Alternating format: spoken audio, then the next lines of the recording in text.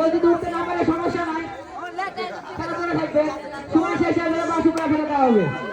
কাউকে কাউকে হেল্প করার প্রয়োজন আছে না। না না, যদি কেউ বিজয় হতে না পারে সেখানে খেলায় বাদ করে দেওয়া হবে। আমাদের এখনই শুরু হতে যাচ্ছে প্রথম রাউন্ডের সর্বশেষ খেলা, আকর্ষণীয় খেলা, সকল শাখা মেয়েদের গানে গানে বিজয়। সকল শাখা মেয়েদের গানে গানে বিজয়।